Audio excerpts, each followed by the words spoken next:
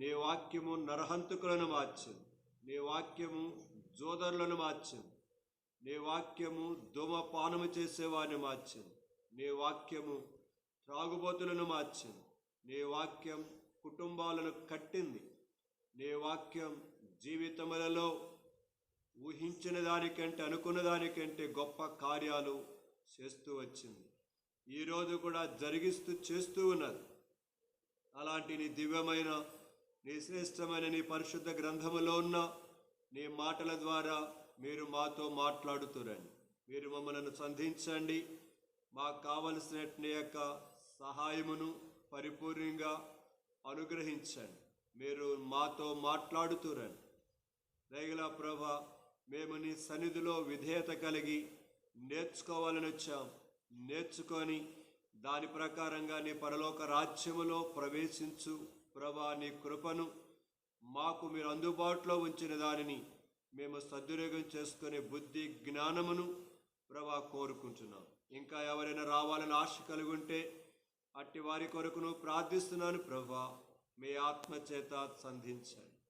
మీరే మాట్లాడుతూ రావస్తుందిగా ప్రార్థన చేసుకుంటూ నన్ను నేను తగ్గించుకుంటూ నీ కృపగల కరములుగా అప్పగించుకుంటూ నా ప్రభును నా రక్షకుడునైన యేసుక్రీస్తు ప్రభు వారి యొక్క శక్తి కలిగిన ఔన్నత్య నామమున వందనములు చెల్లించి ప్రార్థిస్తున్నాను తండ్రి. ఆమేన్.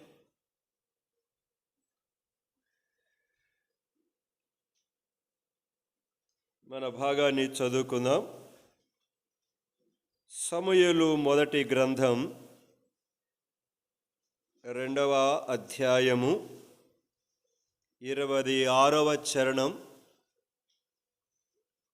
అలాగనే 2వ అధ్యాయం 21వ చరణం చివరి భాగాన్ని కూడా చదువుకుందాం.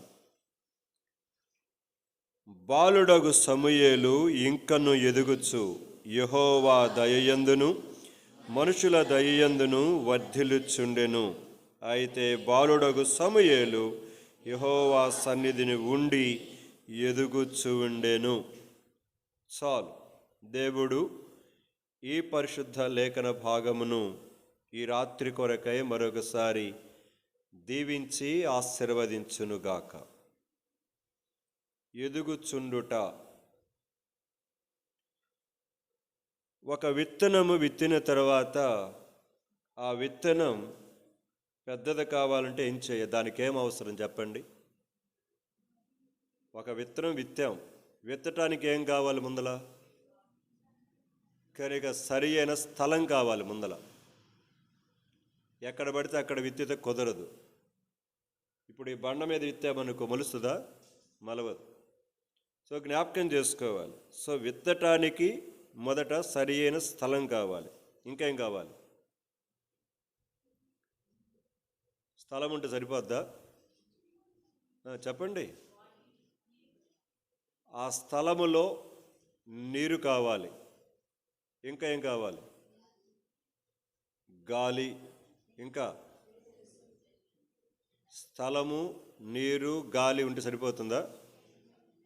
ఈ ఎండ కావాలి. సరిపోతుందా? ఇంకేం కావాలి? చెప్పండి. మీరు చెప్పారు కదా.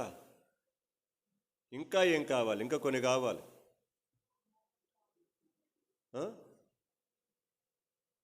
ఏంటి చెప్పండి. నేలలో సరి అయిన పోషక విలువలు ఉండాలి. అవి లేకపోతే ఎండ ఉన్నా, గాలి ఉన్నా, వాన ఉన్నా, నువ్వు విత్తిన పైకి మొలగదు. అది జ్ఞాపకం చేసుకోను. విత్తిన విత్తనమునకు అసలైనది ఏంటంటే లోపల పోషక విలువలు ఉంటాయి. ప్రస్తుతపు శాస్త్రవేత్తలు చెబుతున్నది ఏంటంటే ఇబ్బడి ముబ్బడిగా రసాయనిక ఎరువులు ప్రస్తుతం సంపాదన లాభాలు అధికము కోసమై ఏం చేస్తున్నారంటే కెమికల్స్ అంటే రసాయనిక ఎరువులను స్ప్రే చేస్తున్నారు. ఈ రసాయనిక ఎరువులు ఏమవుతున్నాయంటే ఆ నేలలో కలిసిపోతున్నాయి. నేలలో కలిసిపోతూ ఉంటే నేలలో ఉండవలసిన పోషక విలువలు చనిపోతున్నాయి. మీరు ఎప్పుడైనా మీ స్కూల్స్లో, ల్యాబుల్లో, మీ కాలేజీలో ల్యాబ్ ఉంటే నేలలో ఉన్న బంకమట్టి తీసుకోండి, ఎర్రమట్టి కానీ బంకమట్టి కానీ మీరు తీసుకొని దాన్ని మైక్రోస్కోప్ కింద పెట్టండి. మీరు ఎప్పుడన్నా మైక్రోస్కోప్ కింద పెడితే మీకు కొన్ని వందల వేల పురుగులు కనబడతాయి దాంట్లో. ఇప్పుడు వానపాములు ఉన్నాయి. వానపాములు ఏం చేస్తాయి చెప్పండి?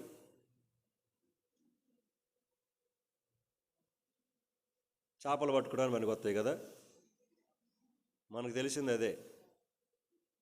వానపాములు వర్షాలు పడినప్పుడు మీరు చూసారా ఏం చేస్తాయి అవి?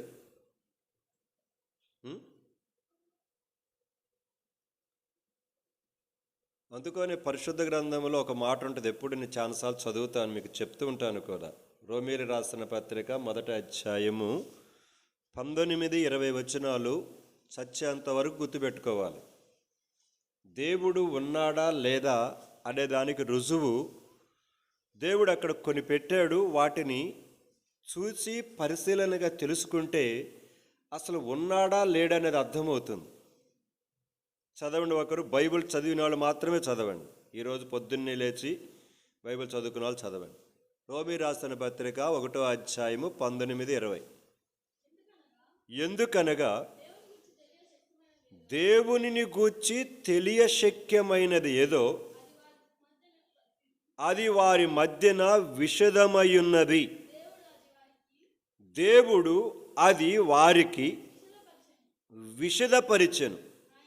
గమనించాలి, అక్కడి నుంచి మీ మధ్యలోనే ఉందట దేవుడు గురించి తెలుసుకోవడానికి కొరక. ఇప్పుడు అంటున్నాడు ఆయన. గమనించాలి, అదృశ్య లక్షణములు అంటే ఏంటిది? అదృశ్య లక్షణములు అంటే ఏంటిది? అదృశ్య లక్షణములు కనబడడు. అదృశ్యుడు అంటే కనబడని వాడు. గమనించాలి, అదృశ్య లక్షణాలు అంటే కనబడని దేవుని యొక్క లక్షణాలు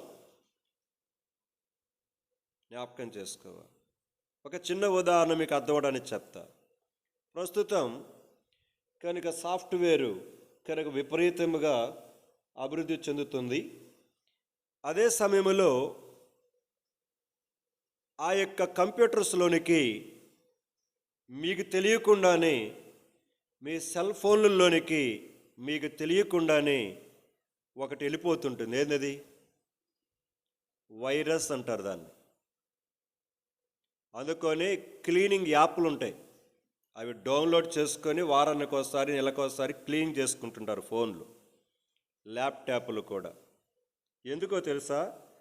మీకు తెలియకుండానే మీరు ఆపరేట్ చేస్తున్నప్పుడు ఆ యొక్క యూట్యూబ్లో ఉన్న, ఫేస్బుక్లో ఉన్న, ఇన్స్టాగ్రామ్లో ఉన్న మీరు వాడే వాటి ద్వారా లోపలికి మీ ఫోన్లోకి ఏమవుతుంది? ఆ వైరస్ అంటే క్రిమి. ఇప్పుడు ఎలాగైతే కరోనా వైరస్ ఉందో అలాగా ఒక వైరస్ లోపలికి వెళ్ళిపోతుంది. అది ఎలాగొస్తుందో తెలుసా మీకు? మీకు తెలియకుండా ఎక్కడో ఒకడు ఉంటాడు. వాడు ఏం చేస్తుంటాడంటే ప్రతి వారి యొక్క దానిలోనికి, వాటిలోనికి, యాప్ల్లోనికి ఏం చేస్తాడంటే వైరస్ నాడు ఏం చేస్తాడు? ఎక్కిస్తాడు. తద్వారా కొంతకాలము తర్వాత వాడుతూ ఉన్న సెల్ ఫోను అకస్మాత్తుగా ఆగిపోద్ది. వాడుతున్నట్టు నీకు ల్యాప్టాప్ ఆగిపోతుంది. కారణం ఏంటంటే వైరస్ ఎక్కువైపోయి నీ ఫోనులో ఉన్న, నీ ల్యాప్టాప్లో ఉన్న సిస్టమ్ మొత్తం ఏమైపోతుంది? బ్లాక్ అయిపోతుంది. ఇప్పుడు నేను ఎందుకు చెప్పానో తెలుసు ఈ ఉదాహరణ.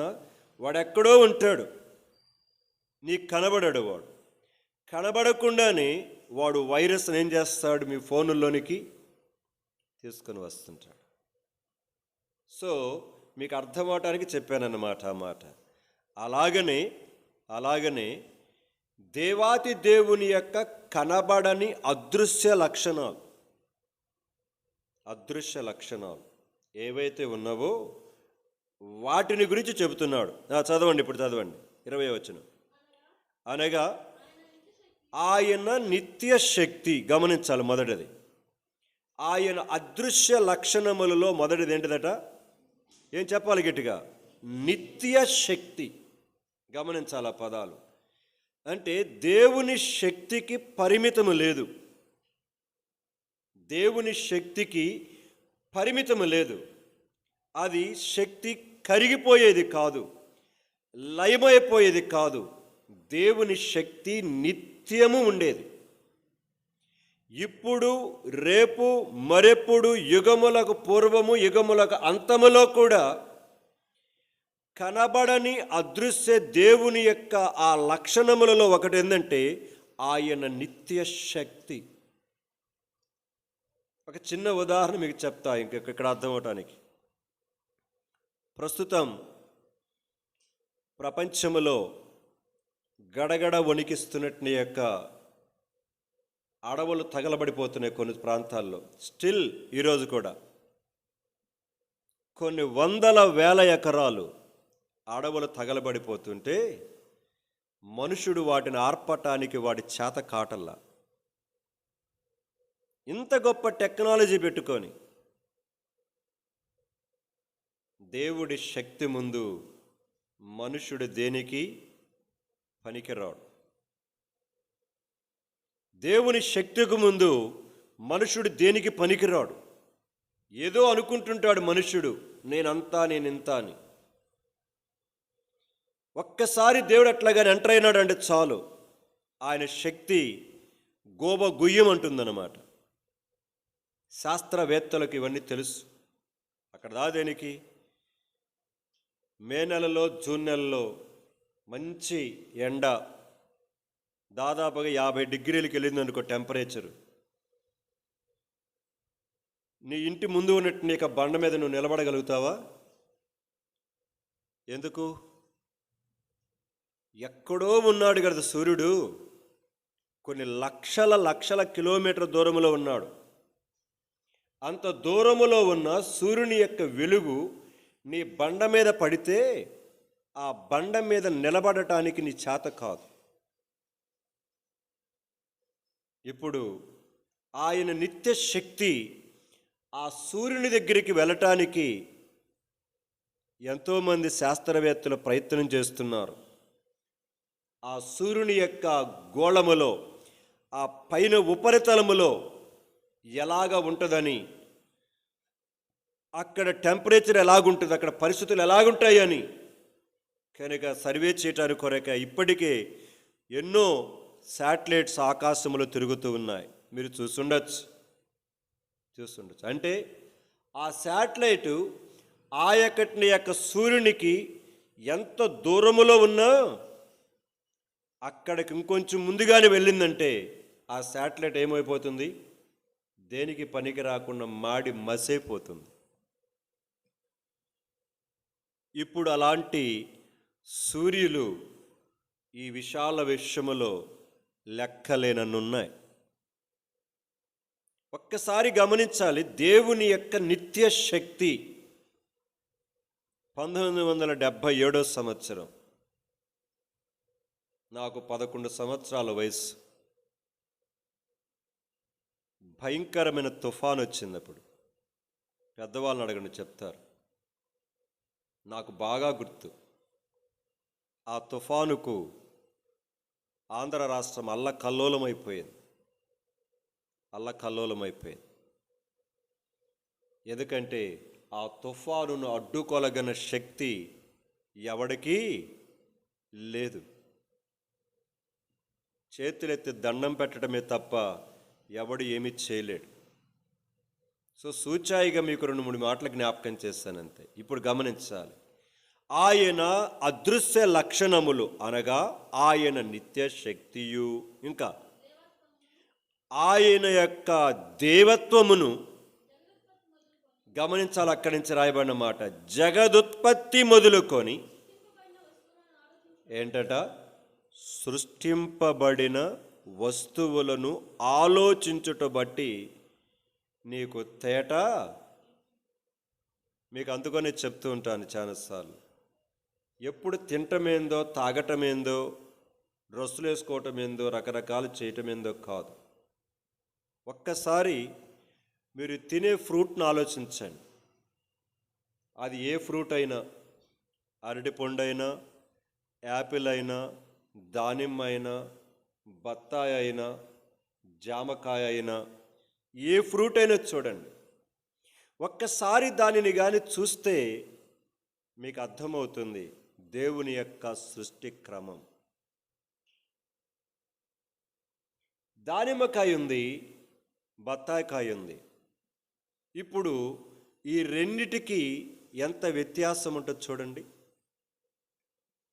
దానిమ్మకాయలో అరలు ఉంటాయి, కానీ ఈ యొక్క బత్తాయికాయలో తొనలు ఉంటాయి. ఒక తొన మరొక తొనతో ఏం కాదు, కలవకుండా మధ్యలో లేయర్ ఉంటుంది. కొన్ని సందర్భాలు ఎక్కడెక్కడ రెండు తొనలు కలుస్తాయి. కానీ ఇప్పుడు ఆ తోలు తీయటంతో ఒక్కొక్క తొనను మనము తీస్తే లోపల ఏముంటాయి,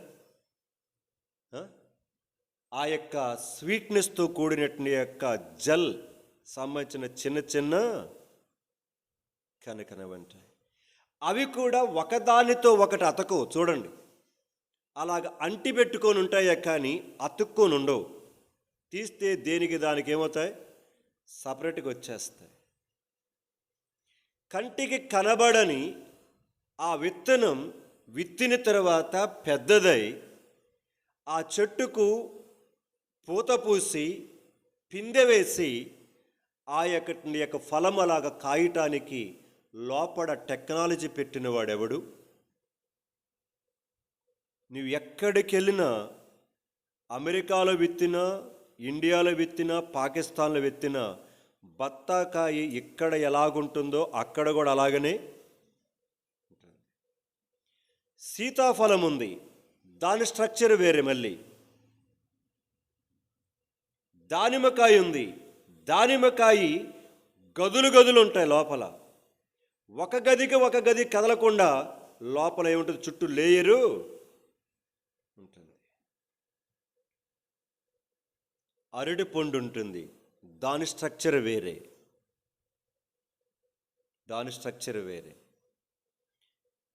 ద్రాక్ష ఉన్నది, దాని యొక్క పద్ధతి వేరే.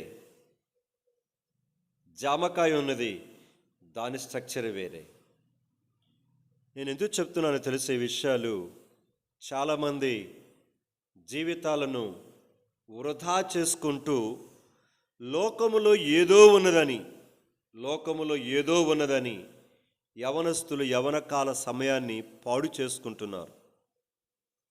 సర్ ఐజాక్ న్యూటన్ లాంటి మన గొప్ప సైంటిస్టులమేం కాదు, కానీ సృష్టించబడిన ప్రతి వస్తువును, నీ చుట్టూ ఉన్న వాటిని ఒక్కసారి మనసు పెట్టి ఆలోచించు. ఎందుకు ఇది ఇలాగ ఉన్నది? దీనిని ఎవడు తయారు చేశాడు? దీనికి రూపాన్నిచ్చిన వాడు ఎవడు? బంతి చెట్టు యొక్క రూపం వేరే, గులాబీ చెట్టు రూపం వేరే, మల్లెపూల చెట్టు రూపము, చామంతి పుష్పము రూపం వేరే. దేనికి దానికే రూపాలు. సృష్టిని ఒక్కసారి మీరు ఆలోచిస్తూ, మీరు అలాగా వాటి గురించి కూర్చొని పరిశీలన చేసుకుంటూ ఉంటే మీ హృదయం దేవుని యొక్క సృష్టిని గురించి ఆలోచించి ఎంత ఆనందిస్తారో. ఈ ప్రపంచంలో మీ సెల్ ఫోన్లో ఎన్నో ఛానల్స్ ఉన్నాయి కదా, వందల వేల లక్షల కొలది ఛానల్స్ ఉన్నాయి. ఎన్నెన్నో మనుషుడి చేతుల ద్వారా కల్పించబడినటువంటి యొక్క ఆర్టులు ఉన్నాయి, పిక్చర్స్ ఉన్నాయి, శిల్పాలు ఉన్నాయి. వీటన్నిటినీ ఒక ప్రక్కన పెట్టి ఈ మానవుడు నివసిస్తున్న నేచర్, ఈ యొక్క సహజ సిద్ధమైన నేచర్ని ఒక ప్రక్కన పెడితే ఈ మానవుడు తయారు చేసినటువంటి యొక్క ఏది కూడా ఈ నేచర్తో సాటి రావు. అందుకొని ఫోటోగ్రాఫర్స్ ఎంత గొప్ప గొప్ప శిల్పాలను ఫోటో తీసినా నేచర్లో ఉన్న బ్యూటీని తీయటానికి కొరకే వాళ్ళు ఏం చేస్తారు? తప్పిస్తుంటారు. ప్రపంచ ప్రఖ్యాతిగాంచిన ఫోటోగ్రాఫర్స్ ఉన్నారు. ఒక అతని గురించి ఈ మధ్య విన్నాను. అతడు ఒక సీనుని తీయటానికట దాదాపుగా 30 సంవత్సరాలు ఎదురు చూశాడట. 30 సంవత్సరాలు. అసలు ఆ ఫోటో ఉన్నది అసలు ఎంత బ్యూటీగా ఉన్నదంటే, ప్రపంచంలో ప్రతి సంవత్సరం ఫోటోగ్రాఫర్స్ తీసిన ఫోటోలను కనుక ఎగ్జిబిషన్లో పెట్టి ప్రైజ్ ఇస్తారు. ఏది నెంబర్ 1 ఫోటో అని జడ్జెస్ ఉంటారు. ఆ జడ్జెస్ న్యాయ నిర్ణేతలు ఆ ఫోటోలను సెలెక్ట్ చేసి అందులో శ్రేష్టమైన దాన్ని ఏం చేస్తారు? సెలెక్ట్ చేసి దాన్ని తీసిన వారికి ప్రైజ్ ఇస్తారు. నేను చదివాను. దాదాపుగా 25 నుంచి 30 సంవత్సరాలు ఆ సిట్యువేషన్ కొరకై ఎదురు చూశాడట. అంటే ఒక్కసారి ఆలోచించండి. రాత్రనక పగలనక తనకి సమయం పోనివ్వకుండా ఆ ఫోటో తీయడానికి కొరక, ఆ పిక్చర్ తీయడానికి కొరకై అతనికి వరల్డ్ నెంబర్ 1 ప్రైజ్ వచ్చింది ఆ సంవత్సరం. యవనస్తులారని ఎందుకు చెప్తున్నానంటే, ప్రపంచములో ఉన్న సంతోషం దేవుడు మానవులమైన మన కొరకై తయారు చేసిన సృష్టిది. ఈ సృష్టి అనుభవించటానికి మానవుడికి చేతకాక, నేను ఇందాకే యూట్యూబ్లో కనుక ఒక బైబిల్ని చూసా. ఆ బైబిల్ వాటర్ ప్రూఫ్ బైబిల్. అది మీరు ఇంటికి వెళ్ళిన నెట్ ఉంటే నెట్లో క్లిక్ చేసుకొని చూసుకోండి, యూట్యూబ్లో ఉన్నది. నేను ఇందాకే చూసా. వాటర్ ప్రూఫ్ బైబిల్ అది ప్రింట్ చేశారు. అది దాదాపుగా 7-8 వేలు ఎంతో ఉంది. అది ఫారెన్లో దొరుకుతుంది, ఇక్కడ దొరకదు. ఆ వాటర్ ప్రూఫ్ బైబిలు అతను ప్రాక్టికల్గా చూపిస్తున్నాడు. చేతిలో ఉంది బైబిలు. ఆ బైబిల్ను నీళ్ళ లోపలికి వెళ్ళి ఈదుతూ బైబిల్ చదువుతూ ఉంటే బైబిల్ ఏం కాల బయటికి తీసుకొని వస్తే ఏమీ ఒక్క చుక్క కూడా బైబిల్ మీద లేదు. వాటర్ ప్రూఫ్ బైబిల్ అంటే దాని పేపరు వేరేగా ఉంటుంది. అంటే నీళ్ళలో పడినా కూడా, నువ్వు నీళ్ళలో కూర్చొని చదువుకున్నా కూడా ఆ బైబిల్ ఏం కాదు. ఇంకో బైబిల్ వచ్చిందంట. నాకు ఇందాక ఒక బ్రదరు ఈ 2 విషయాలు, నేను వాటర్ ప్రూఫ్ బైబిల్ నుంచి విన్నాను కానీ ఇంకో బైబిల్ కూడా ఉందంట. అది యూదుల దగ్గర మాత్రమే ఉందంట ఆ టెక్నాలజీ. ఆ బైబిల్ ఏందో తెలుసా? ఇప్పుడు మన ఫోనుల్లో ఏ ఫోన్లు వచ్చినాయి? టచ్ స్క్రీన్స్ వచ్చినాయి కదా. చేత్తోని అట్లాగా ఏం చేస్తున్నాం? మనం రోల్ చేసేస్తున్నాం. చేత్తో ఏం చేస్తున్నాం? కనుక నెంబరింగ్ నొక్కేస్తున్నాం. కీప్యాడ్స్ ఉండవు దీనికి ఇప్పుడు వచ్చే వాటికి, టచ్ ఫోన్లు. అలాగనే ఈ బైబిల్ అంతా తెల్ల కాగితల్లాగా ఉంటుంది. అర్థమైందా? బైబిల్ చూస్తే తెల్ల కాగితాల్లాగా ఉంటుంది, కానీ పర్టికులర్ స్పాట్లో ఏలు పెడితేనే బైబిల్లో ఆ పేజీ కనబడదు. ఇది యూదుల దగ్గర ఉన్నట్టు టెక్నాలజీ. ఇది ప్రపంచవ్యాప్తి ఇంకా కాలేదు చెప్తున్నాడు సహోదరుడు. నేను చాలా ఆశ్చర్యపోయా. కనుక ఎవరో పరిశీలన చేయడానికి వచ్చారట. చూస్తే తెల్ల కాగితాల్లాగా ఉందట. తెల్ల కాగితాలకు ఏంది బైబిల్ అంటుంటే, కాదు అది బైబిల్, చూడు ఎట్లా చెప్పొచ్చో చెప్పు అన్నారంట. వాడికేం తెలుసు? టెక్నాలజీ కనిపెట్టిన వాడికి తెలుసు. కానీ అది పలానా స్పాట్లో ఏలు పెట్టి అట్ట తీస్తే స్పష్టంగా అక్షరాలు కనబడతాయంట. అంటే ఇవన్నీ నేను ఎందుకు చెప్తున్నానో తెలుసా? దేవుడు మనుషునికి ఇచ్చిన జ్ఞానమే ఇంత గొప్పగా ఉంటే, ఈ మనుషుడిని తయారు చేసినటువంటి యొక్క దేవుడి జ్ఞానం, ఆయన నిత్య శక్తి, ఆయన దైవత్వం ఎంత గొప్పదో యవనస్తులైన పిల్లలారా మీకు ప్రేమతో చెబుతున్నాను.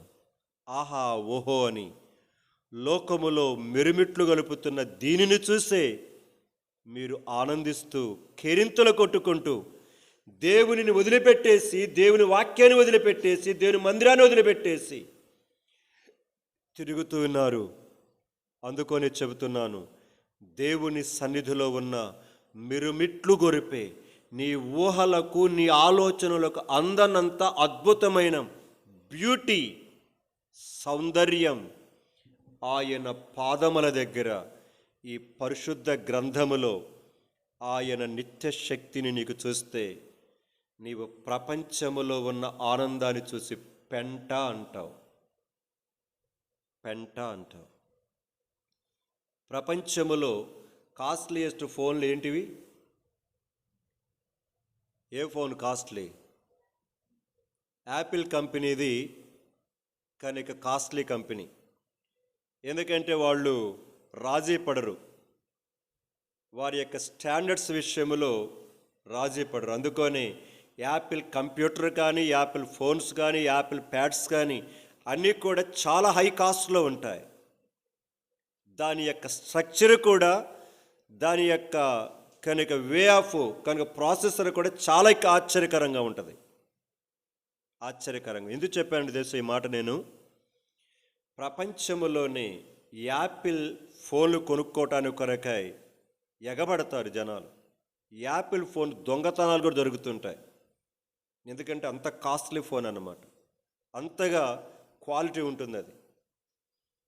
యాపిల్ ఫోను కొరకే మనుష్యుడు అంతగా ఎగబడుతుంటే మరి యాపిల్ ఫోనును కలుగు చేసినట్టు యొక్క ఆయనను కలుగు చేస్తున్న దేవుడు ఇంకా ఎంత జ్ఞానం కలిగి ఉంటాడు. సో అలాంటి జ్ఞానము కలిగిన ఆ దేవుడు ఈ పరిశుద్ధ గ్రంథాన్ని మన చేతిలో పెట్టి దానిలో ఉన్న సౌందర్యమును గ్రహించుకో, తెలుసుకో.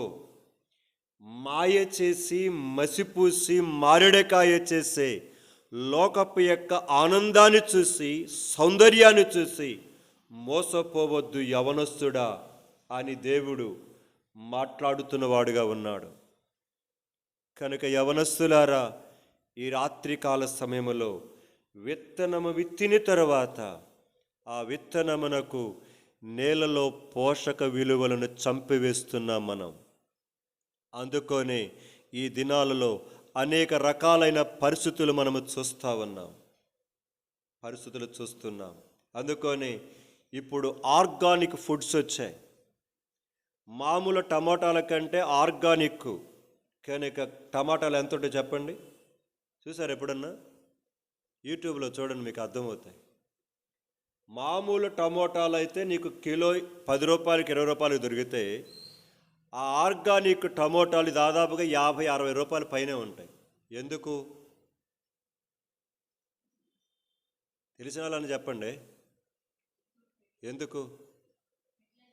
వాటిని సామాన్యమైన ఎరువుల చేత పెంచుతారు. వాటికి రసాయనిక ఎరువులు వేరు, రసాయనిక ఎరువులు వేరు.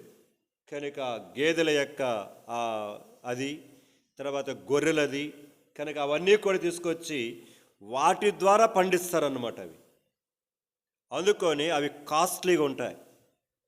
అక్కడక్కడ సిటీస్లోకి వెళ్తే మీకు కనబడతాయి. ఇక పల్లెటూరులో తక్కువ అనుకోండి, సిటీస్లో ఉన్నాయి. ఆర్గానిక్ కనుక కూరగాయలని బోర్డు పెడతాడు అక్కడ. అంటే అక్కడ మామూలుగా పండే కూరగాయలు మాత్రం ఉండవు. అక్కడ సామాన్యమైన ఫెర్టిలైజర్స్తో కనుక యొక్క ఎరువులతోటి పెంచినవి మాత్రమే అమ్ముతారు. అవి పోషక విలువలు కొంచెం కలిగి ఉంటాయి. అందుకని డబ్బులు కలిగిన వాళ్ళు కొన్ని వెళ్ళి ఆ కూరగాయలు ఏం చేస్తారు, వాళ్ళు తెచ్చుకుంటూ ఉంటారు. ప్రియమైన యవనస్తులారా, ఈనాడు మానవుడు శాస్త్ర విజ్ఞానం అని చెప్పుకుంటూ వెళ్ళిపోతున్నట్టు యొక్క ఈ పరిస్థితులలో అసలు దేవుని యొక్క శక్తి సామర్థ్యాలను ఎరుగనీయకుండా మానవుడి యొక్క జ్ఞానము, తెలివితేటలు దేవుని యొక్క శక్తిని అడ్డుకుంటూ ఉన్నాయి. కాబట్టి ఆ ముసుగులో నుంచి బయటకు రావాలనేది నా ప్రయత్నం. మిమ్మల్ని ఆ ముసుగు మీ దగ్గర సెల్ ఫోన్లు ఉంచుకోవద్దని చెప్పట్లేదు, చూడవద్దని చెప్పట్లేదు. నేను ఆపరేట్ చేస్తాను, కొన్ని విషయాలు చూస్తాను ఎక్కువగా. కనుక నాకు ఇంట్రెస్ట్ ఉంటుంది యొక్క సైంటిఫిక్ విషయంలో చూస్తూ ఉంటాను నేను. అలాగనుకొని నేను పెద్ద సైంటిస్ట్ని కాదు, నాకు ఇంట్రెస్ట్ అన్నమాట అవి. కనుక మైక్రోస్కోప్ కూడా కొనుక్కున్నా 10,000 రూపాయలు పెట్టి. అది నేర్చుకోవాలి ఇంతవరకు. కనుక నేర్చుకొని మీకు చూపించాలనుకుంటున్నాను. 10,000 రూపాయలు పెట్టి కొనుక్కున్నాను. ఎందుకంటే నాకు చాలా ఇష్టం అవన్నీ అంటే. ప్రియమైన వారరా, దేవుని సన్నిధిలో నేచర్ని ఒక్కసారి ఆలోచించండి. నేచర్ని ఆలోచించండి. మీ మైండ్ బ్లో ఆఫ్ అవుతుంది. యూట్యూబ్లో మీరు ఏవేవో చూడాల్సిన పనిలే, నేచర్ గురించి కనుక ఎన్నో ఉన్నాయి. ఒక్కసారి అబ్జర్వ్ చేస్తే దేవుని యొక్క సృష్టి క్రమం, ఆయన అద్భుతమైన సృష్టి యొక్క శక్తి, ఆయన బల పరాక్రమములు, దీని వెనుకాల ఉండి ఆయన నడిపిస్తున్న విధానం మనకు తెలుసు. ఈరోజు మనం విడిచిపెట్టిన గాలి చెట్టు పీల్చుకుంటున్నాయి, చెట్లు విడిచిపెట్టిన గాలి మనం పీల్చుకుంటున్నాం. ఎప్పుడైతే మానవుడు సుఖ విలాసానికి అలవాటు పడ్డాడో అడవులను నరుక్కుంటూ పోతున్నాడు. ఈనాడు సృష్టిలో సమతుల్యత దెబ్బతిన్నది. అందుకొని విపరీతమైన తెగుళ్ళు, విపరీతమైన తుఫానులు, విపరీతమైన వేడి ఎందుకు వస్తుంది? శాస్త్రవేత్తలు, పర్యావరణ శాస్త్రవేత్తలు గొగ్గోలు పెడుతున్నారు. ఎందుకంటే మానవుడు తన సుఖ సంతోషాన్ని కొరకై దేవుడు కలుగ చేసిన సృష్టి మొత్తాన్ని తన చేతులారా సర్వనాశనం చేసుకొని, ఇదే ఆనందం, ఇదే సంతోషం, ఇదే ఉల్లాసం అనుకొని పై ముసుగులతోటి పై చూపిస్తున్న వాటి ద్వారా అసలు దేవుడి యొక్క బల పరాక్రమములను, దేవుడి నిత్య శక్తిని తెలుసుకోలేకుండా ఈరోజు చిన్నతనము నుంచే పిల్లలను సర్వనాశనమే చేయటమే పనిగా పెట్టుకున్నాడు శత్రు. కాబట్టి జాగ్రత్త యవనస్తుల జాగ్రత్త. ఈ రాత్రి నేను ఒక మాట, 2-3 మాటలు మీ ముందుకు తీసుకురావాలని ఆశిస్తుంటున్నాను.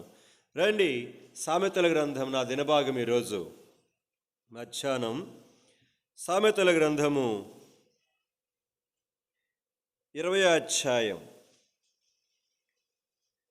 సామెతల గ్రంథము 20వ అధ్యాయం 27 నుంచి చివరి వరకు అందరం కలిసి చదువుకుందాం. మనకు అందరూ తెలిసిన వచనాలే, నేనేమి లోతైన మర్మాలని చెప్పబోటలేదు. 3 మాటల జ్ఞాపకం చేస్తాను ఈరోజు. సామెతలు 20, 27 నుంచి 30 దాకా 4 వచనాలు కలిసి అందరం చదువుదాం గట్టిగా. నరుని ఆత్మ యెహోవా పెట్టిన దీపము, అది అంతరంగములన్నీ శోధించును. కృపా సత్యములు రాజును కాపాడును. కృప వలన అతడు తన సింహాసనమును స్థిరపరుచుకొనును.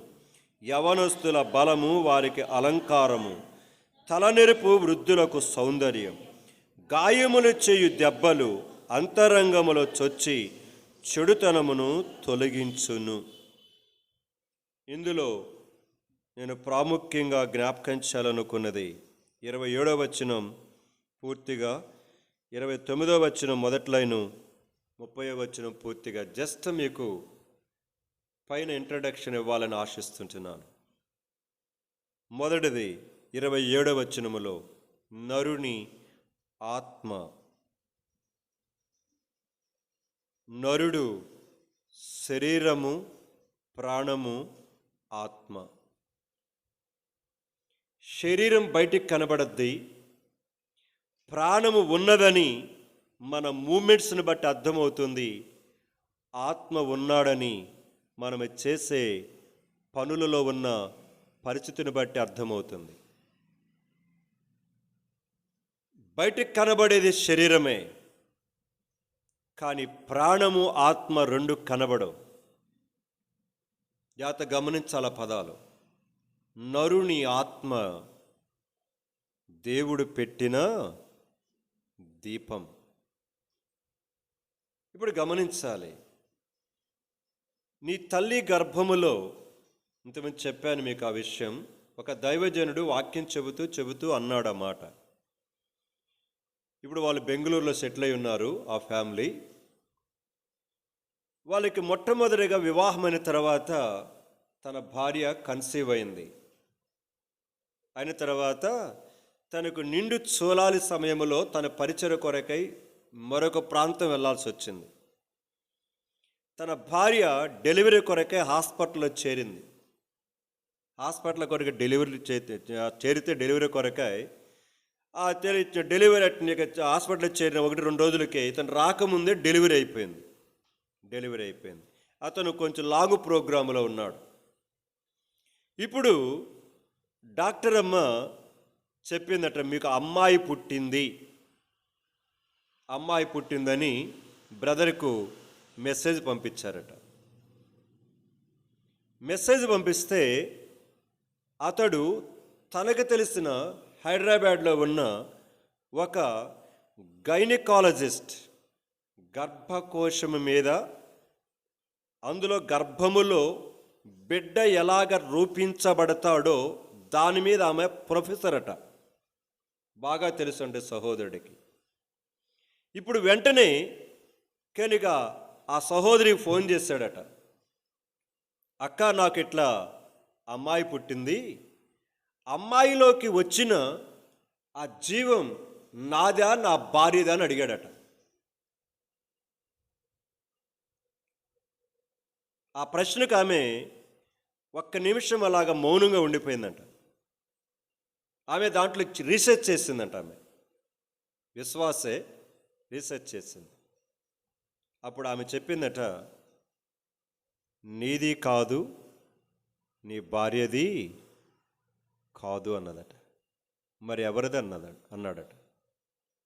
మీ ఇద్దరిది కాదు, ఆ బిడ్డలోనికి జీవమును తీసుకొచ్చిన వాడు ఆ సృష్టికర్త అని చెప్పిందట.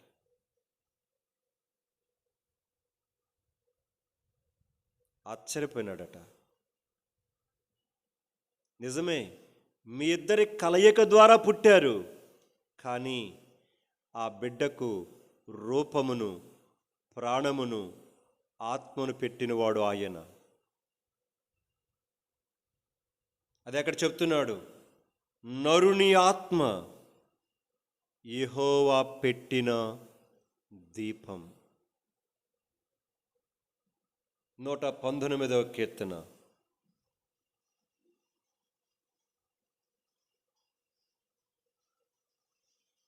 కీర్తన 119 వచనం 73.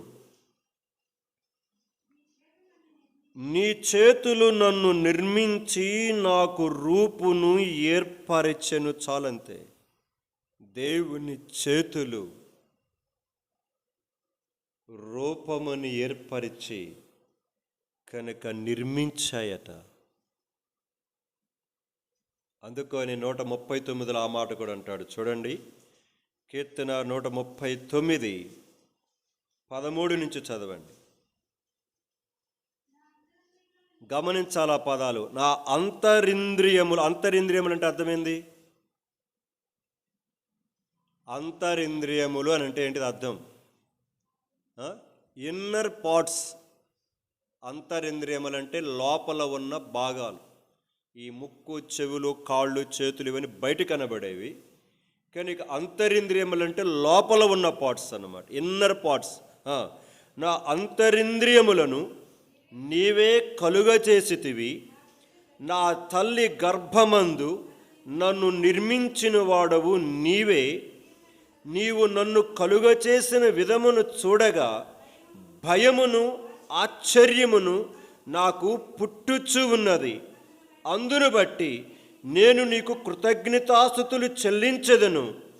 నీ కార్యములు ఆశ్చర్యములు, ఆ సంగతి నాకు బాగుగా తెలిసి ఉన్నది.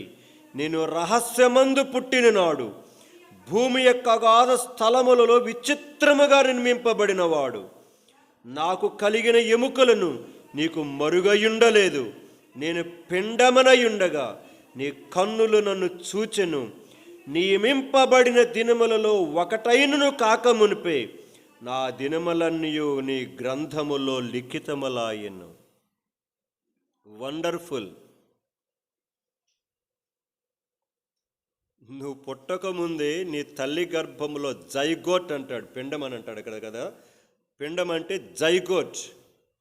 కనుక ఆ జైగోట్ అంటే in the fraction of second, ఫలదీకరణము జరిగిన మరుక్షణమునే దానిని పిండము అంటాడు అనమాట. దాన్ని జైగోట్ అంటాడు ఇంగ్లీష్లో.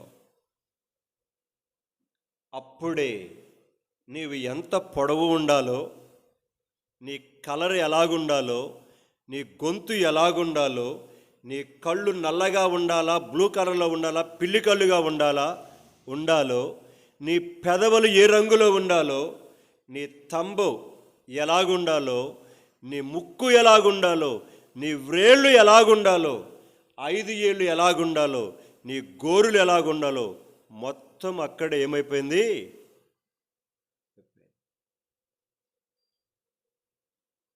ఇది ప్రపంచానికి అందని జ్ఞానం. అందుకని ఈరోజు ప్రపంచ శాస్త్రం, అది కూడా యూదులు సైంటిస్టులు కనుక్కున్నారు. కనుక మనుషుని యొక్క కణజాలం యొక్క ఒక్కొక్క కణం యొక్క క్రాస్ సెక్షన్ను చూస్తూ వచ్చారు. కనుక చాలా పవర్ఫుల్ ఎలక్ట్రానిక్ మైక్రోస్కోప్స్ పెట్టి వాటిని అబ్జర్వ్ చేస్తూ వచ్చారు. అవి కూడా ఉన్నాయి, యూట్యూబ్లో మీరు చూసుకోవచ్చు. ఆ స్ట్రక్చర్ వర్ణనాతీతం.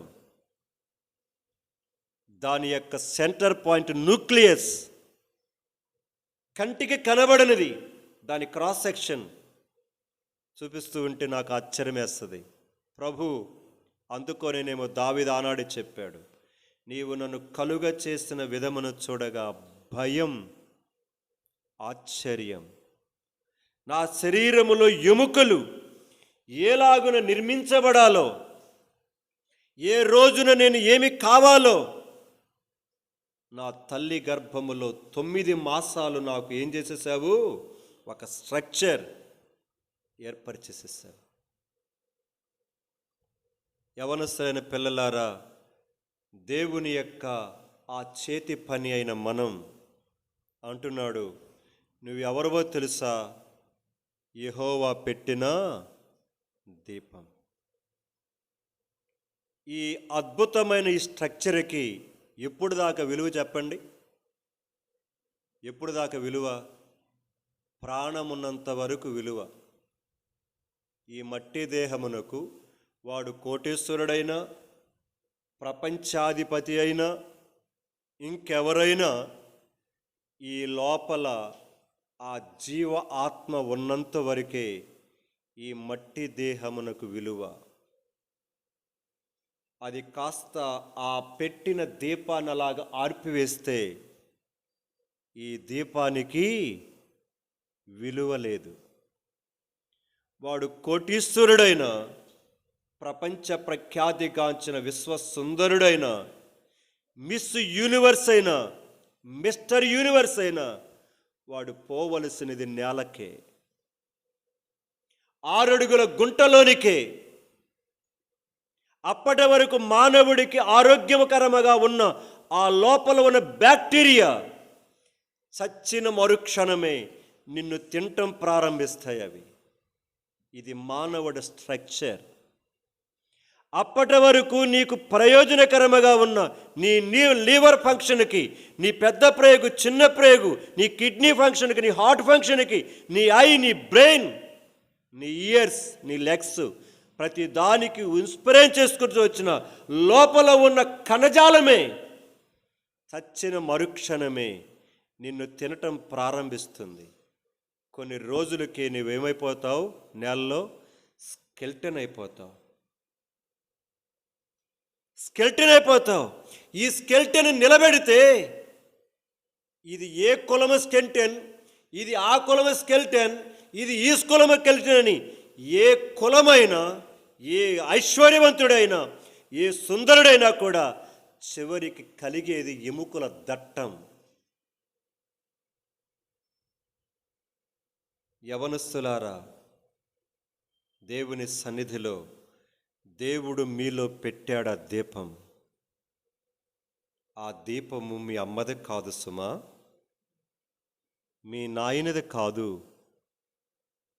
నీది అంతకంటే కాదు. ఆయన పెట్టాడు దీపం. ఆ దీపాన్ని ఎప్పుడు ఆర్పివేయాలో ఆయనకు బాగా. ప్రసంగి 12:7 సమాధుల దగ్గర చెప్తుంటారు ఈ పదాలు. చదవండి. ప్రసంగి 12:7 మన్నైనది వెనుకటి వలెనే ఆ పదం గమనించాలి. 3 అక్షరాల ఆ పదం మరలా. మరలా అంటే అర్థమైంది అగైన్, ఇంగ్లీష్లో అగైన్. ఒక చిన్న ఉదాహరణ చెప్పేది మీకు అర్థం అవడానికి. మరలా అంటే స్కూల్ నుంచి పిల్లలు వెళ్తుంటారు. నేను చాలాసార్లు అబ్జర్వ్ చేస్తుంటాను. స్కూల్కి వెళ్ళి బుక్స్ అక్కడ పెట్టేసి, లేకపోతే మధ్యలోనే బుక్స్ ఎవరికి ఇచ్చి మరలా ఏమవుతారు? ఎక్కడి నుంచి బయలుదేరి వచ్చావో మళ్ళీ అక్కడికి వెళ్తారు. నేను ఒకరిద్దరిని అడిగా, పిల్లల్ని అడిగితే ఎందుకంటే మాస్క్ మర్చిపోయామని ఒకరు చెప్పారు. గమనించాలి. ఇప్పుడు ఎందుకు మరలా ఇంటికి వెళ్తున్నాడు? మాస్క్ మర్చిపోయాడు. ఇంకొకరిని అడిగా, ఎందుకు మరలా ఇంటికి వెళ్తున్నావు అంటే వాటర్ బాటిల్ మర్చిపోయినారంట. గమనించాలి. అంటే మీకు అర్థం అవడానికి చెప్పా. ఒకసారి బయలుదేరి వచ్చావు, అక్కడి నుంచి బయలుదేరి వచ్చిన తర్వాత మధ్యలో ఏదో మర్చిపోయావు. స్కూల్కి వెళ్ళిన తర్వాత ఏదో గుర్తుకొచ్చింది, వెంటనే టైం ఉన్నది, ఈ లోపల మరలా ఇంటికి వస్తున్నావు. అంటే బయలుదేరిన స్థలానికి ఏం చేస్తున్నావు? మన్నైనది వెనుకటి వలనే మరలా.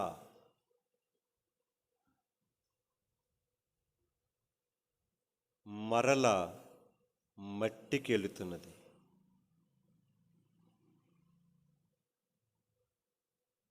నేను కూడా నా చిన్నతనంలో నాకున్న శరీర రంగును బట్టి నేను కూడా కొంచెం అతిశయించేవాడిని. కనబడకుండా ఉండేది, నాకు కూడా కనబడకుండా ఉండేది. ఎందుకంటే కనుక నా పుట్టక అలాగ పెట్టాడు దేవుడు. తర్వాత క్రీస్తు యేసు ప్రభు నమ్ముకున్న తర్వాత అతిశయం అంతా వదిలేశాను. ఈ రంగు ఆయన ఇచ్చింది, ఈ పుటక ఆయన ఇచ్చింది, ఈ పుటక ఆయన ఇచ్చింది. దానిని గురించి నేను అతిశయించాల్సిన పని లేదు. నేను చెప్తున్నాను మీకు, నా వెనకాల ఎంతోమంది ఆడపిల్లలు పడేవాళ్ళు, నేను పడేవాడిని కాదుండోయ్. చెప్తున్నాను, మీకు అర్థం కావడానికి చెప్తున్నాను. అంటే నన్ను వారు క్యాప్చర్ చేయాలని చాలామంది ప్రయత్నం చేశారు. కానీ దేవుడు, నేను చేసుకున్న తీర్మానం ఒకటి ఉంది నా జీవితంలో. నేను సేవకు రాకముందు రక్షించబడినప్పుడు నేను చచ్చే వరకు నా కన్యాత్వాన్ని పాడు చేసుకోకూడదు.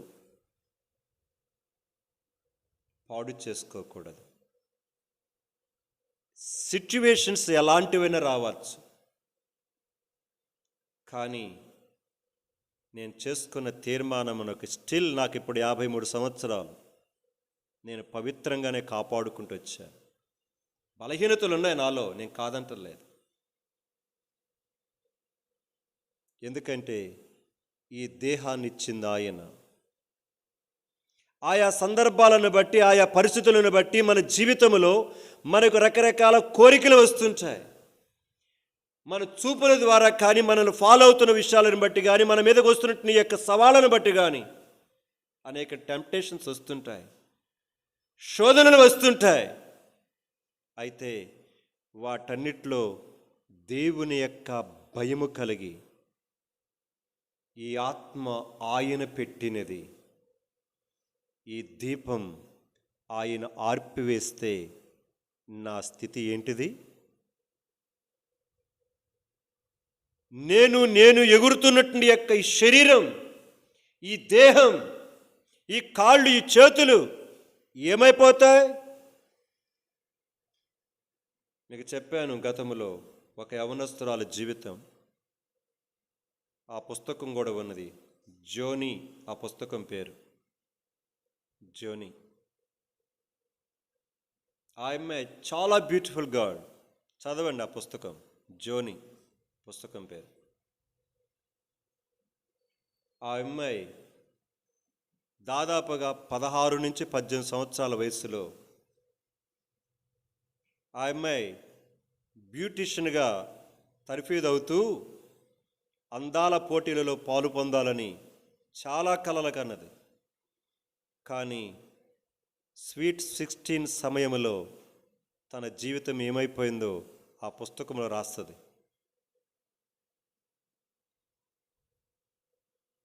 కలలన్నీ కూడా కలగానే అయిపోయాయి. కానీ ఆ అమ్మాయి యేసు ప్రభు నమ్ముకొని వీల్ చైర్లో నడుస్తూ, చేతులు కాళ్ళు ఏం పనిచేయవండి ఆ అమ్మాయికి, నోటితోటి ఆ అమ్మాయి ఆర్ట్ వేస్తుంది. నోటుతోటి స్కెచ్ గీసి ఆ యొక్క పేపర్ మీద వాటిని అమ్మితే లక్షల రూపాయలు వచ్చాయి. ఆ లక్షల రూపాయలను డబ్బును తీసుకొని ప్రపంచంలో అనేకులు అంగవైకల్యులైన అనేకులకు వీల్ చైర్స్ని కొనిపెట్టింది ఆ అమ్మాయి. నేను కథ చెప్పట్లా, మీ నెట్లో కూడా ఉంటే చూసుకోండి. జీవితం యొక్క పరమార్థం అన్ని అవయవాలు బాగా ఉన్నప్పుడు తెలియలేదు ఆ అమ్మాయికి. అన్ని అవయవాలు చచ్చుబడిపోయిన తర్వాత వీల్ చైర్కి పరిమితమైనప్పుడు దేవుని యొక్క అద్భుతమైన అనాదికాల సంకల్పం నన్ను ప్రాణముతో ఉంచాడు.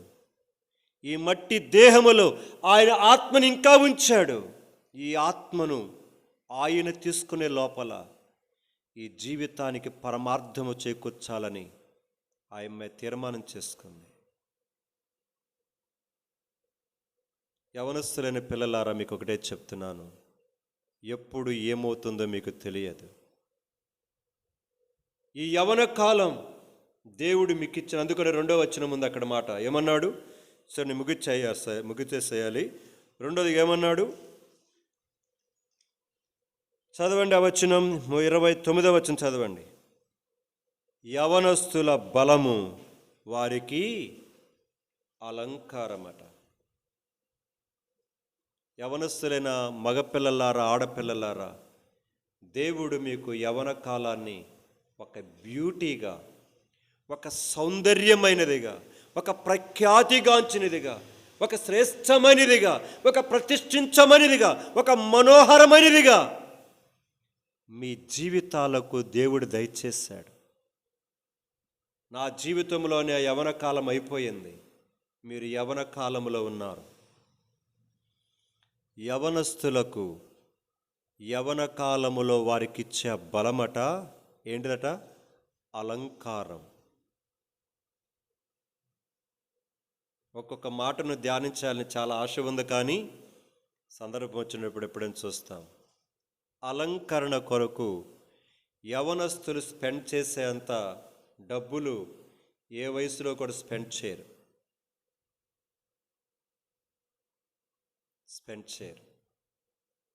ఎందుకంటే యవన కాలములో ఉన్న ఆ అలంకరణ విషయములో ఉండే శ్రద్ధ అలాంటిది. అయితే దేవుడు చెప్తున్నాడు, యవన కాలములో మీ శరీరములో, నరాలలో, ఎముకలలో, కండరాలలో ఉన్న శక్తిని చూశారు, ఆ బలముందు చూశారు. ఏది కావాలనుకుంటే అది చూచుచూ, ఏది కావాలనుకుంటే తినుచు, ఏది కావాలనుకుంటే అక్కడికి పరిగెడుతూ, గోడలు దూకుతూ, రకరకాలుగా పరిస్థితులు వేసుకొని పోతానికి కొరకే అడ్డు అదుపు లేకుండా మీ హృదయ అంతరంగములో ఉరకలెత్తుతూ ఉన్న ఆ శక్తి ఉందో చూశారు. దేవుడు దీనిని మీకు అలంకారంగా ఇచ్చాడు. అలంకారాన్ని ఎట్లా చేస్తారు చెప్పండి? జాగ్రత్తగా కాపాడుకుంటారా, లేకపోతే దాన్ని చెడపోయినట్టు కాపాడుకుంటారా? ఇప్పుడు ఉదాహరణకి చెప్తా, ఆడవాళ్ళ గురించి చెప్తున్నాను. ఇప్పుడు డ్రెస్ ఒకటి వేసుకున్నారు, పంజాబీ డ్రెస్సు. ఆ పంజాబీ డ్రెస్సుకు తగినట్టుగా ఏం చేస్తారు? జడకి రబ్బర్ బ్యాండ్ ఉంటుంది. నేను చెప్పేది అబద్ధమే కాదు. ఇవి మీరు చూడండి, ఆడవాళ్ళ దగ్గర ఎక్కువగా ఉంటాయి ఇవన్నీ. వాళ్ళకి అలంకరించుకోవడానికి ఇంత ఒక బాక్స్ ఉంటుంది, అర్థమైందా? ఇంత ఒక బాక్స్ ఉంటుంది అన్నమాట. సో ఏ కలర్ వేస్తే ఆ కలర్ పక్క పిన్నిస్తులు ఉంటాయి. ఇప్పుడు ఏ కలర్ వేస్తే ఆ కలర్ వాచ్ స్ట్రైప్స్ కూడా వచ్చినాయి. కనుక ఆ మెయిన్ కేస్ అట్టనే ఉంటుంది, కనుక ఈ యొక్క స్ట్రైప్ మాత్రం మార్చుకోవచ్చు. అలాగనే ఏ కలర్ వేస్తే ఆ కలరు సెల్ ఫోన్ యొక్క బ్యాక్గ్రౌండ్ ఉంది, మ్యాచింగ్ ఉన్నాయి.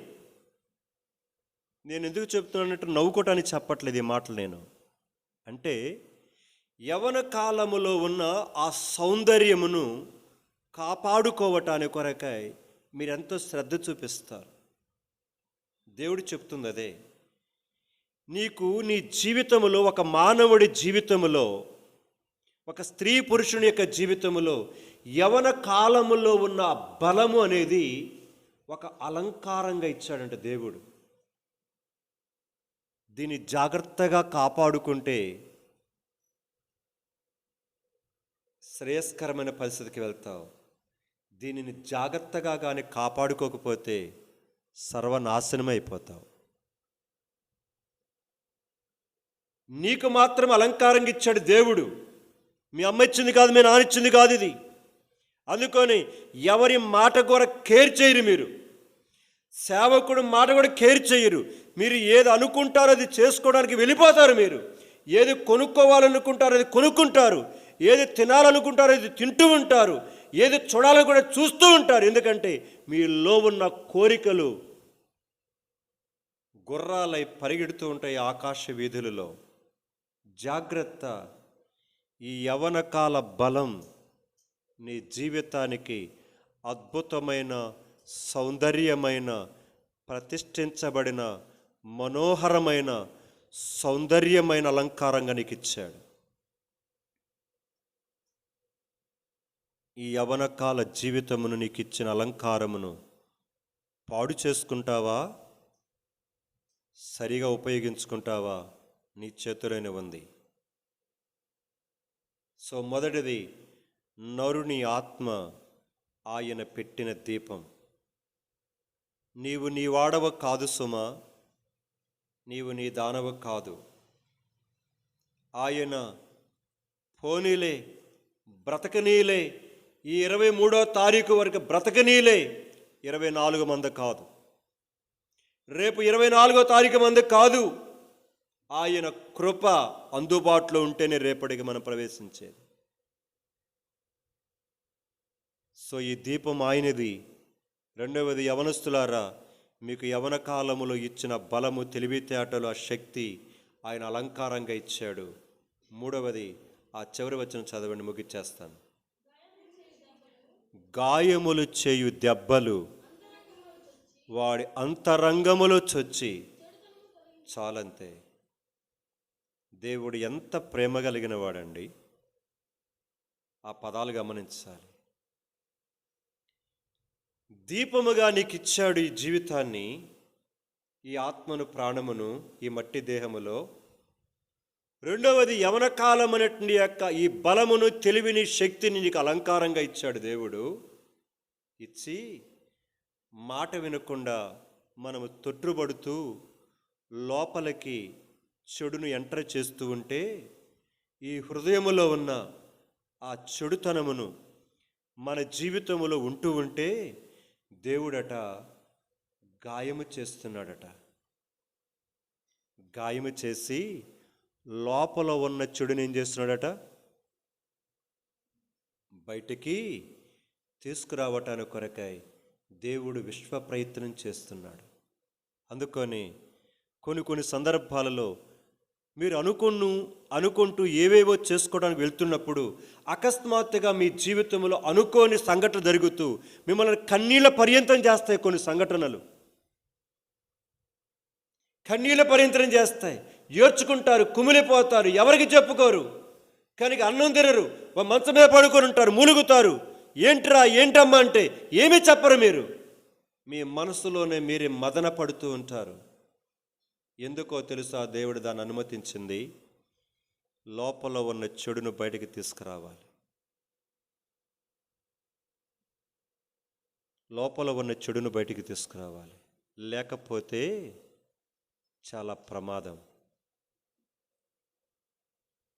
విత్తనము విత్తిన నేలలో ఉన్న విత్తనానికి ఆ లోపల నేలలో ఉన్న పోషక విలువలతో కూడిన పురుగులు ఉన్నాయి, చూశారు? ఇందా చెప్పింది నేను, పురుగులు ఉంటాయని. ఆ పోషక విలువలతో నింపబడినట్టు యొక్క ఆ పురుగులు ఆ విత్తనాన్ని పగలగొట్టి జీవాన్నిచ్చి పైకి తీసుకొస్తాయి. పైకి తీసుకొచ్చిన తర్వాత ఇప్పుడు అది ఎదుగుతున్న తర్వాత చెట్లకు ఏమొస్తాయి? ఎదుగుతున్న తర్వాత ఆ చెట్లకు పురుగులు వస్తాయి. గమనించాలి, ఇక్కడ ఏ విత్తనమైతే ఫలించడానికి కొరకే నేలలో ఉన్న పురుగులు సహాయపడ్డాయో అదే విత్తనము ఫలించి పైకి ఎదుగుతున్న తర్వాత మీదకొచ్చిన తర్వాత ఆ మిరప చెలికి పత్తి చెలికి ఏం కలుగుతున్నాయి? పురుగులు వస్తున్నాయి. ఒక పురుగేమన్నా లెగిచి ఫలించడానికి ఉపయోగపడితే ఒక పురుగేమన్నా దాన్ని తినటానికి.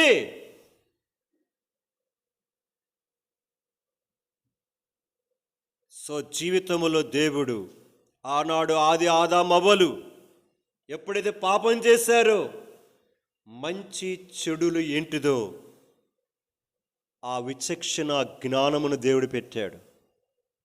గత రాత్రి అదే జ్ఞాపకం చేశాను, చదవండి ఆ మాట. సామెతలు 19:2 ప్రాముఖ్యంగా, ఒకడు తెలివి లేకుండా ఉండుట మంచిది కాదు, తొందరపడి నడుచువాడు దారి తప్పిపోవును. చాలంతే. తెలివి లేకుండుట మంచిది కాదు. తమ్ముడు, ఓ ప్రియమైన చెల్లి, తెలివి లేకుండా బుద్ధి జ్ఞానము లేకుండా ప్రవర్తించబాకు. తెలివి లేకుండా ఒకడు నడుచుకొనుట ప్రమాదం. యవనస్తులారా, మంచి ఏదో చెడు ఏదో నీ అంతరంగము నీకు చెబుతూ ఉన్నది. కానీ నీ యవన కాలములో ఉన్న ఇచ్ఛ, కోరిక నిన్ను చెడుతనములోనికి తీసుకుని వెళుతూ ఉన్నది. అందుకొని దేవుడు గాయము చేస్తున్నాడు. అందుకొని నీ కోరికలను కొన్నిసార్లు జరగనీయకుండా ఆపివేస్తున్నాడు. కొన్నిసార్లు నన్ను ఏడ్పించే ప్రయత్నం చేస్తున్నాడు. ఎందుకో తెలుసా? ఆ గాయములు చేసే దెబ్బలట ఆ గాయములు లోపలికి వెళ్ళి చెడుతనాన్ని బయటికి, ఎందుకో తెలుసా? చచ్చి నరకానికి పోకుండా ఆరోగ్యకరముగా ఉండి మరలా ఏ దేవుడైతే మందా చదివాం ప్రసంగి 12:7 మన్నైనది ఎప్పటి వరలే మరలా మంటికి పోతుంది, కానీ ఆత్మ దానిని దయచేసిన. గమనించాల పద 27 చెప్పాడు, నరుని ఆత్మ ఆయన పెట్టిన దీపం, మరలా ఆయన యొద్దకే ఆ రోజు, ఒకరోజు వస్తుంది, నీ ఆత్మను ఆయన న్యాయపీఠం దగ్గర నిలబెడతాడు. అందుకొని ప్రసంగి 11 చివరి 2 వచనాలు రాయబడిన మాట, యవనుడా నీ యవన కాలమునందు నీ కోరిక చొప్పున, నీ ఇష్టము చొప్పున, నీ దృష్టి యొక్క ఇష్టము చొప్పున ప్రవర్తించు. అయితే వీటన్నిటిని బట్టి దేవుడు నిన్ను తీర్పులోనికి తెచ్చునని జ్ఞాపకము చేసుకో. రిమెంబర్, జస్ట్ రిమెంబర్, జ్ఞాపకము చేసుకో. ఈ రాత్రి ప్రియమైన యవనస్తులారా జ్ఞాపకం చేసుకుందాం. ఒక్కసారి ఒకవేళ మీ దగ్గర సెల్ ఫోన్స్ ఉంటే చక్కగా యూటిలైజ్ చేసుకోండి. చాలా విషయాలు, దేవుని యొక్క సృష్టిలో ఉన్న విషయాలు తెలుసుకోవడానికి కొరకు ఎన్నో అద్భుతమైన విషయాలు సైంటిస్టులు, ఫోటోగ్రాఫర్స్ తీసి దాంట్లో పెట్టారు. అవి చూడండి, అవి తెలుసుకోండి. బైబిల్ చదవండి. మీ హృదయాలను రమ్యంపచేసే, కేరింతలు కొట్టించే ఆనందం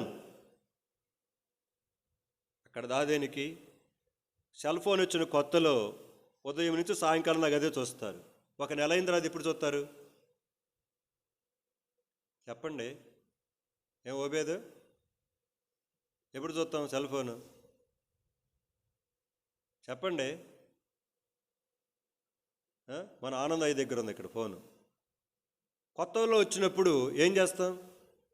అబ్బా అది బ్రహ్మాండంగా ఉంది, ఇది బ్రహ్మాండంగా, ఇది తిప్పి అది తిప్పి ఇది తిప్పి తిప్పి చేస్తాం. ఒక నెల అయిన తర్వాత ఏం చేస్తాము? అన్నీ ఇట్టా నేస్తాం, మొత్తం అన్ని ఇట్టా నేస్తాం. ఏది నెచ్చదో అన్నీ దరిద్రమే. కనుక కొత్త ఒక వింత, పాత ఒక రోత అయిపోయే. అది లోకపు యొక్క పాపం. కానీ ఇది చదవండి, సృష్టిని పరిశీలన చేయండి. అనుక్షణం చెప్తున్నా నేను, అనుక్షణం అనుదినం అద్భుతమైన పాఠాల ద్వారా నీ హృదయం, నీ మనస్సు కేరింతలు కొడుతుంది. ఇంత అద్భుతమైన విషయాలు దేవుడు నా కొరకే సిద్ధపరిస్తే, ఆఫ్టర్ ఆల్ తాత్కాలికమైన క్షణభంగురం అండి, వారి కొరకైన సమయాన్ని, నా డబ్బును కేటాయిస్తున్నాను, ఏడుస్తావు. అప్పుడు ఇంత అమోఘమైన ఆనందాన్ని నేను ఎందుకు పోగొట్టుకున్నానా? పెళ్ళి కాకముందు పెళ్లి చేసుకునే వాళ్ళు అనుకుంటారు ఎప్పుడెప్పుడు పెళ్ళి అవుద్దా అనుకుంటారు కదా. పెళ్ళి చేసుకున్న తర్వాత అడగండి, పెళ్ళైన వాళ్ళు చెబుతారు, అయ్యా మీరు అట్టనే ఉండండి అని చెప్తారు వాళ్ళు. 190 మంది కంటే ఎక్కువ మంది చెబుతున్నా నేను. ఏదో 10% కూడా ఉండరులేండి. అయ్యా మీరు మాత్రం అట్టనండి, మీరు అట్టుండి మేము ఎట్ట ఉండమంటామంటారు వీళ్ళు చేసుకుందా చెబుతారు మళ్ళీ వాళ్ళ పిల్లకాయలకి. ఏమని? మీరు ఎప్పుడు మాత్రం ఇట్టనే ఉన్నాడు తల్లులారా అని చెబుతుంటారు. ఎందుకు? అపోస్తలుడైన పౌలే చెప్పాడు ఆ మాటలు. అలాగనుక పెళ్ళిళ్ళు చేసుకోవద్దంటలేదు నేను. అంటే ఏదైతే మీరు అనుకుంటారో సంతోషం, ఆనందమని, అది దొరికిన తర్వాత మీకు అర్థమవుతుంది దీంట్లో ఏమీ లేదని. లోకమిచ్చే ఆనందం అంతా అలాంటిదే. లోకమిచ్చే ఆనందం. చివరికి ఒక మాట గుర్తుకొస్తుంది. యోబు గ్రంథం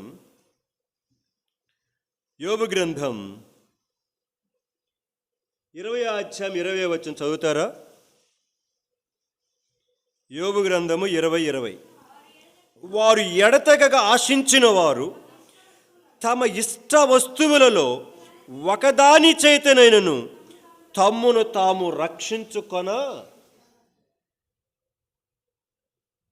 యోహాను సువార్త 4వ అధ్యాయములో ఆమె ఎందుకండి 5గురు వదిలిపెట్టేసి 6వని పెట్టుకొని చెప్పండి? 5గురితో కూడా తృప్తి లేదు, 6వ వాడితో కూడా తృప్తి లేదు. 100 మందితో పోయినా కూడా నీ బతుకు తృప్తి రాదు.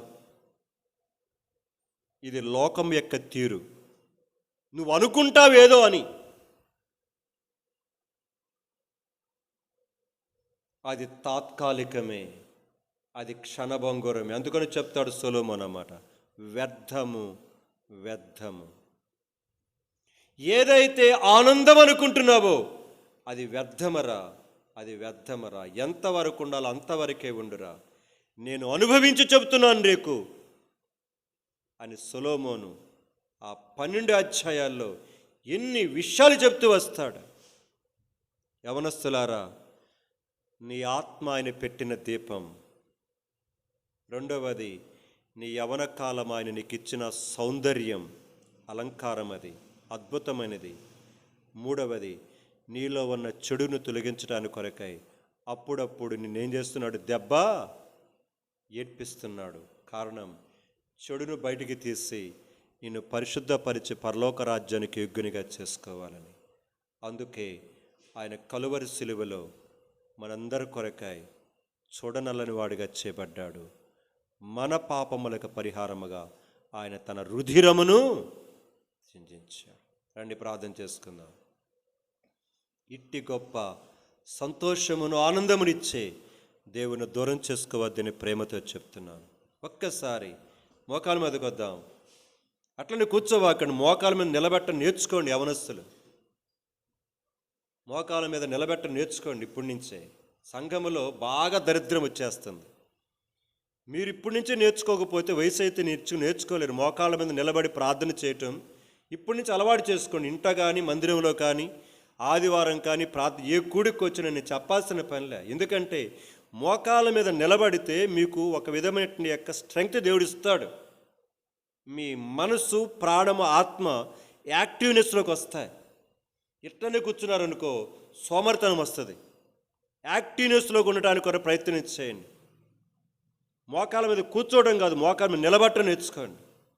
మీకు ఎంత కాలము మీరు ఏ వయసు వచ్చేంత వరకు మోకాళ్ళ మీద నిలబడగలుగుతారు అంతవరకు మోకాలు నొప్పి వస్తే తప్ప అని నేను చెప్పలేను. ప్రార్థన చేసుకుందాం ఒక్క నిమిషం. మన అంతరంగాలను పరిశీలించి, ప్రభువా నీ సృష్టిని పరిశీలన చేసుకోలేక, నీ సృష్టిలో ఉన్న ఆనందాన్ని తెలుసుకోలేక, నిత్య శక్తిని అర్థం కాల నాకు. ఈ లోకంలో ఏదో ఉందనుకుంటున్నాను, నేను అనుకుంటున్న దాంట్లో ఏమీ లేదని జ్ఞాపకం చేస్తున్నావు. రెండవదిగా 3 మాటలు జ్ఞాపకం చేశాను. అయ్యా, నా ప్రాణ, ఆత్మ, దేహము నీదట, నాది కాదు ఇది. నా యవన కాలము నాకు సౌందర్యముగా అలంకారంగా ఇచ్చావు.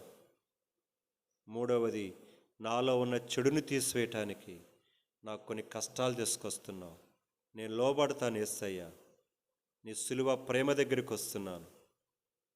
ఇక నుంచి నా యవన కాల జీవితములో నీ ఆనందాన్ని, నీ సంతోషాన్ని, ఈ లోకములో చదువులో లేనిది, డబ్బులో లేనిది, అందములో లేనిది, ఐశ్వర్యములో లేనిది నీ దగ్గర ఉన్నదని నీ దాసుడు జ్ఞాపకం చేస్తుంటున్నాడు. నేను దానిని అనుభవించడానికి నాకు నేర్పించని ప్రార్థన చేసుకో. ప్రేమ కలిగిన తండ్రి, పరిశుద్ధులైన దేవానికి స్తోత్రాలు. ఈ రాత్రికాల సమయంలో యవనస్తులైన పిల్లలందరి కొరకే ప్రార్థన చేసుకుంటున్నాను. ప్రభువా, శ్రేష్టమైన, అమూల్యమైన, అద్భుతమైన విషయాలు ఎన్నో మా కొరకే ఈ సృష్టిలో మీరు పెట్టారు.